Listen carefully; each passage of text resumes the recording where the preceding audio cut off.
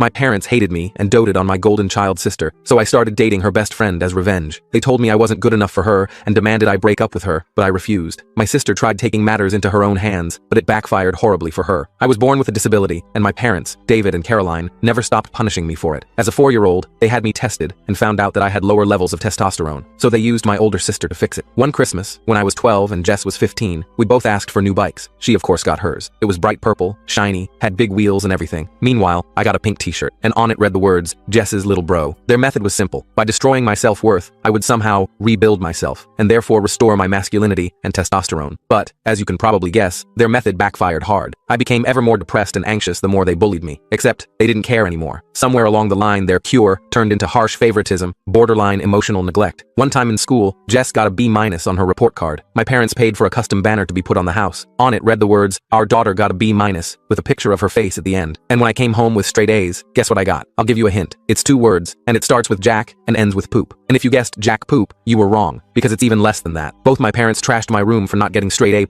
After that, almost nothing surprised me anymore. Even when I got accepted to a solid university with a partial scholarship, my parents called me their biggest disappointment for not getting a full scholarship. Meanwhile, Jess practically flunked out and used the excuse of wanting to take a gap year. That turned into 5. And to celebrate, they threw her a party and bought her a new laptop for her creative journey. But then came one of the only, slightly better parts of this story. I managed to move out as soon as possible, working multiple jobs while taking classes to support myself. But when I couldn't afford to come home for Thanksgiving one year, my father said, "Well, I guess your priorities are elsewhere." Even after creating distance, family gatherings were torture sessions of subtle digs. Still at that starter job, Jess is thinking about starting her own boutique. She's so entrepreneurial. At my graduation, which they arrived late to, my father's first comment was, "4 years for that degree? Seems like a lot of time for what you'll be doing." What made it worse was watching them fawn over Jess, who decided to wear the most extravagant dress possible to the ceremony, so she could be the center of attention. Despite everything, I tried maintaining a relationship with Jess. She was still my sister, but it was completely one-sided. I'd reach out, and she'd either ignore me or somehow turn every conversation into a competition. If I got a promotion, she suddenly had an amazing opportunity on the horizon. If I started dating someone, she'd immediately be in a serious relationship. Once, after not hearing from her for months, I called to share news about a significant promotion. "Hey Jess, guess what? I got promoted to senior analyst." There was a pause before she responded. "Okay, anyway, I just got approached by this amazing startup. The salary is probably more than you'll ever make." Of course, the position she mentioned never existed. And when I finally landed my dream job after years of hard work, I made the mistake of mentioning it at a family dinner. "Guys, I just got my dream job and..." "Okay, but did you hear about Jess?" My mom immediately interrupted. "She met a successful entrepreneur with connections everywhere. That man turned out to be Dwight. He wasn't a successful entrepreneur. He worked in sales at a mid-sized paper company. But the way my parents talked about him, you'd think he was the next Elon Musk." Their wedding was an extravagant affair that my parents spared no expense for. Meanwhile, I was still paying off my student loans. But then, I met one of Jess's short-term friends. And what happened next shifted the family dynamic forever, because Jess was not happy. I can't tell you the explanation in this short video. To watch the rest of the video and see what went down, click the link below. We connected instantly. Josephine was everything I wanted. Smart, funny, compassionate, and gorgeous. We met at one of Jess's many housewarming parties. She and Dwight moved nearly every year, always to bigger and better places that my parents helped finance. Josephine was standing alone near the bookshelf, looking as out of place as I felt. She had shoulder-length brown hair, intelligent green eyes, and a smile that made me forget my name mid-introduction. "Not much of a party person?" she asked, sipping her wine. "Not much of a Jess's World person," I replied before I could stop myself. Instead of being put off, she laughed genuinely. "Ah, you must be the mysterious brother I've heard about, the one with the conventional life choices." We spent the rest of the evening in that corner, talking about everything from classic literature to our shared love of terrible sci-fi movies. By the end of the night, I had her number and a date planned for the following weekend. When we started dating, my parents predictably made snide comments about how she was settling and wondering what she saw in me. "She's so cultured and well-traveled," my mother remarked after meeting Josephine. "It's surprising she's interested in someone so local." The way she said local made it sound like a terminal illness. My father was more direct. "Does she know what you make at that job of yours? Women like that usually have higher expectations." Oddly, Jess became super interested in my life, constantly asking about Josephine. She'd call out of the blue, supposedly to catch up, but every conversation turned to questions about Josephine's job, her family, her hobbies. Josephine mentioned she might get transferred to the New York office, Jess commented once, though I had never shared this information with her. "That would be hard on your relationship, wouldn't it?" At the time, I was just relieved she seemed to care about something in my life. Looking back, I should have seen the warning signs. Josephine and I moved in together after dating for a year, and it was amazing. Both of us had solid careers, we traveled, and discussed our future. Our apartment wasn't fancy, a one-bedroom in a decent neighborhood, but it was ours. We painted the walls ourselves, assembled IKEA furniture while laughing at the incomprehensible instructions, and created a home that felt safe and happy. "I never thought I could feel this content," Josephine told me one night as we sat on our secondhand couch, eating takeout and watching documentaries. "My parents always pushed for more, bigger, better. This is enough. You're enough. I finally thought I might get the life I'd always wanted. Good job, loving partner, maybe kids eventually." I proposed on our 5th anniversary with a quiet dinner at home. I'd spent months saving for the ring. Nothing ostentatious, precious, but a beautiful emerald that matched her eyes, set in white gold. I'd hidden it in her favorite dessert, a chocolate souffle that I'd practiced making a dozen times in secret. When she found it, her eyes filled with tears. "Yes," she whispered before I could even ask the question. 1,000 times yes. We planned a long engagement, taking our time to plan the wedding. We weren't rushing. We had our whole lives ahead of us, or so I thought. When we told my family about our engagement, the reactions were telling. Mom plastered on a fake smile and said, "How nice," in a tone that suggested anything but. Dad grunted and muttered, "We'll see," before turning back to his football game. Jess had the strangest reaction though. She congratulated us, but her smile was weird, almost predatory. I brushed it off as my own insecurity. "Let me see the ring," Jess demanded, grabbing Josephine's hand. She examined it with a critical eye. "Oh, it's cute. Simple. I guess that's more your style anyway." Later, I overheard my mother telling Josephine, "Don't rush into anything, dear. You're still young, and there are plenty of opportunities out there for someone like you." The implication being that I wasn't one of those opportunities. The following year was hectic with wedding planning and work stress. Josephine and I were both putting in long hours to save for the wedding and a house down payment. We weren't seeing each other as much, but I figured it was just a phase. Every relationship has rough patches, right? Our date nights became less frequent, reduced to quick dinners before one of us had to work late or catch up on sleep. When I suggested a weekend getaway to reconnect, Josephine seemed hesitant. "I don't know if I can get away right now," she said, not meeting my eyes. "The Johnson account is really demanding." I understood. We were both building our careers, and sometimes that meant sacrifices. "We'll make it work," I told her, squeezing her hand. "After the wedding, we can take that trip to Maine we've been talking about." In hindsight, I missed some obvious clues. Josephine became glued to her phone, quickly hiding text messages with a nervous laugh, claiming they were just work stuff. She started going out more with friends, coming home late smelling like wine and cologne, but I trusted her completely. It never crossed my mind she might be cheating, especially not with my own sister's husband. One night, I woke up around 2 a.m. to find her side of the bed empty. I wandered bleary-eyed into the living room to see her huddled on the couch, whispering intensely into her phone. When she noticed me, she jumped like she'd been caught stealing. "Sorry, did I wake you?" she asked, tucking her phone away quickly. "Just checking in with Sarah about the bridesmaids' dresses." At 2 a.m., I nodded and went back to bed, pushing away the nagging doubt. Sarah was her maid of honor and notoriously disorganized. It wasn't completely implausible. Another red flag. Josephine suddenly developed an interest in Jess and Dwight's lives. She'd bring them up in conversation, suggesting double dates and family gatherings that she'd previously tried to avoid. "We should have dinner with Jess and Dwight this weekend," she'd say casually. "I ran into Dwight at that coffee shop near my office yesterday. He mentioned a new restaurant they wanted to try." It struck me as odd that Dwight would happen to be at a coffee shop 30 minutes from his workplace, but I didn't question it. I was happy Josephine was making an effort with my family, even if they never made much effort with her. About 3 months ago, Josephine started acting strange, moody, irritable, and constantly nauseous. I got excited thinking she might be pregnant. We hadn't been trying, but we talked about having kids eventually. I started daydreaming about helping her through morning sickness, picking out nursery colors. One morning, I found her throwing up in the bathroom. I held her hair back and rubbed her shoulders soothingly. "Do you think we should get a test?" I asked, trying to contain my excitement. She looked at me with panic in her eyes. "No, I mean, it's probably just a stomach bug or food poisoning," but the symptoms persisted. She avoided wine at dinner, turned green at the smell of coffee, and took frequent naps. I began leaving pregnancy books on her nightstand, prenatal vitamin information bookmarked on her laptop. I even started researching the best pediatricians in our area. "You'd be such an amazing mom," I told her one evening as we cuddled on the couch. "Our kid would be so lucky to have you." She burst into tears and rushed to the bathroom. I assumed it was hormones and gave her space. Then one night, she sat me down with tears streaming down her face and dropped the bomb. She was pregnant, but it wasn't mine. I was stunned. We hadn't been intimate much lately because of our busy schedules, but I never expected this. When I asked who the father was, she broke down sobbing and whispered, "It's Jess's husband." My world imploded. Everything I thought I knew came crashing down. I couldn't breathe or think straight, just felt overwhelming betrayal crushing me. "Dwight?" I managed to choke out. "My sister's husband, Dwight?" Josephine nodded, her face contorted with guilt and tears. "I'm so sorry. I never meant for it to happen. It just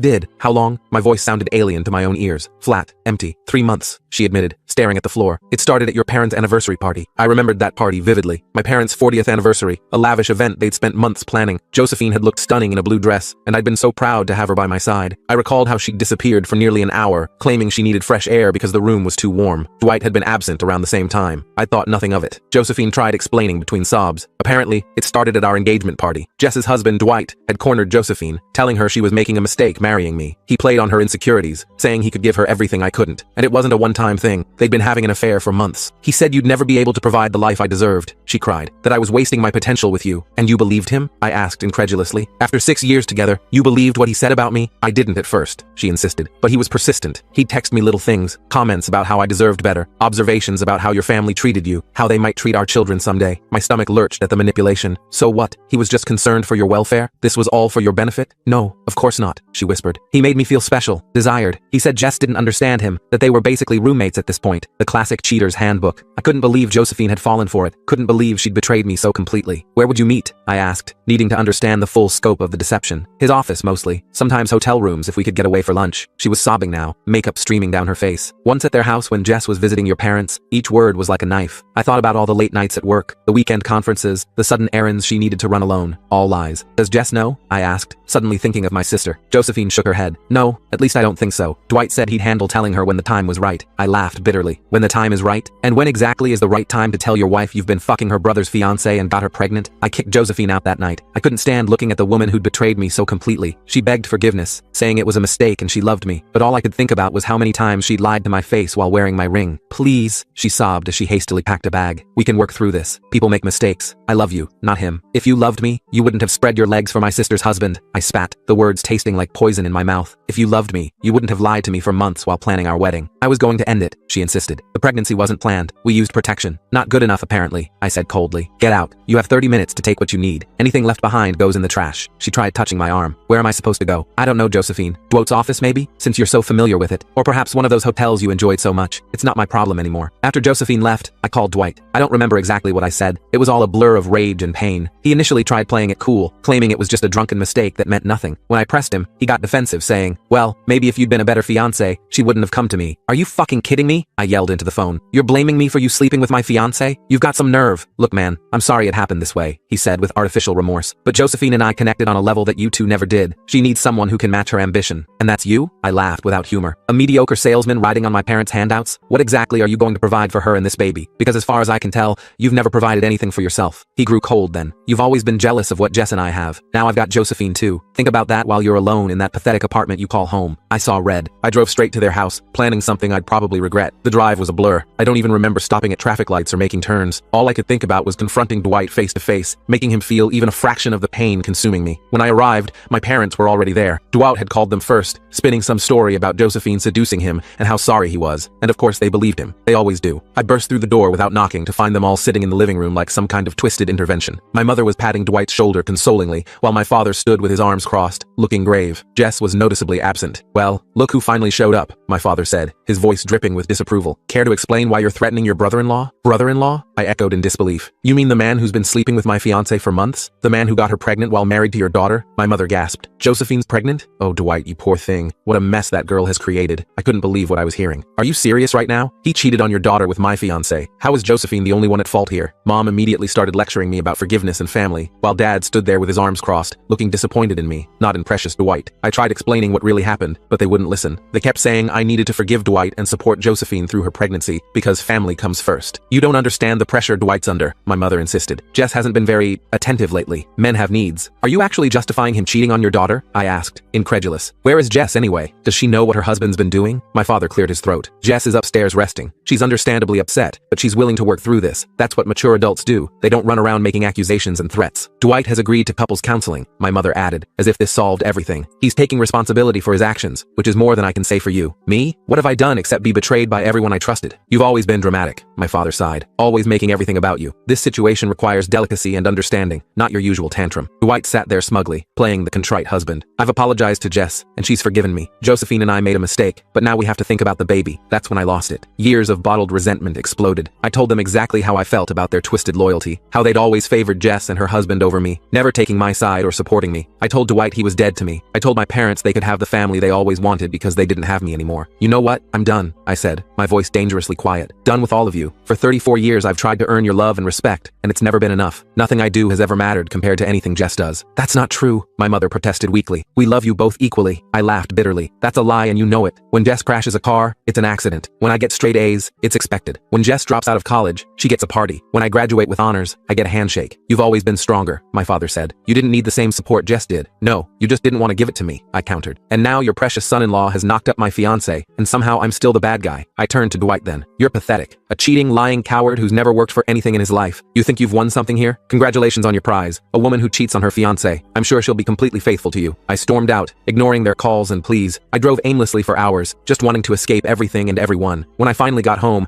I had dozens of missed calls and messages. Josephine begging for another chance, Dwight alternating between apologies and accusations. Most came from my parents, demanding I grow up and make amends. You're tearing this family apart with your stubbornness, my mother's voicemail declared. Josephine is in a fragile condition and needs support, not judgment. My father was more direct. This childish behavior ends now. Be at Sunday dinner to apologize to Dwight and work this out like a man. There were even messages from Jess, which surprised me. I've forgiven Dwight, and you should too, she said coldly. Josephine made a mistake, but the baby is innocent in all this. We need to come together as a family. Not a word about how she felt about her husband's betrayal. Not a shred of empathy for what I was going through. Just the same old family script. Protect the favored ones. Blame me for not falling in line. I ignored them all, barely eating or sleeping. I called out sick from work, using all my available time off. I couldn't face anyone or deal with explaining what happened. I just sat in my apartment, replaying every moment of my relationship with Josephine and every interaction with Dwight, trying to figure out where things went wrong. Was I not attentive enough? Did I miss signs that Josephine was unhappy? Was there something I could have done differently? The questions tormented me day and night. After a week of isolation, my boss called personally. "We're concerned about you," she said. "This isn't like you. Is there anything we can do?" I broke down then, telling her everything. She listened without judgment, then offered me a temporary transfer to our Seattle office. "It might help to have some distance," she suggested. "Take a few months, clear your head. The position is yours when you're ready to come back." It felt like the first kindness anyone had shown me in ages. I accepted immediately. It's been 3 months now. I've moved to a new apartment in Seattle, changed my phone number, and started therapy to process all this, but my family won't back off. Despite my attempts to cut contact, they keep invading my life. Somehow they tracked down my new workplace address, probably through my parents' friends who seem to be everywhere. They've started showing up at my workplace, trying to ambush me and force a reconciliation. Mom confronts me in the parking lot, wailing about how I'm tearing the family apart. Dad leaves harsh voicemails telling me to man up and forgive Dwight. Last week, my mother cornered me as I was leaving the office. "This has gone on long enough," she insisted, blocking my path to my car. "Josephine is 6 months along now. She needs closure, and so does Dwight." "I've given them closure," I replied, trying to step around her. "It's called cutting them out of my life." "How can you be so selfish?" she demanded. "This isn't just about you anymore. There's an innocent child involved. A child that wouldn't exist if Dwight hadn't betrayed both me and his wife," I reminded her. "That's not on me." She tried a different tactic then, her voice softening. "We miss you. Your father and I want our son back. You never wanted me when I was there," I said sadly. "Why start now? They've even sent flying monkeys in the form of extended family to guilt trip me. Aunts, uncles, and cousins I haven't spoken to in years, suddenly calling to tell me how important family is and how I should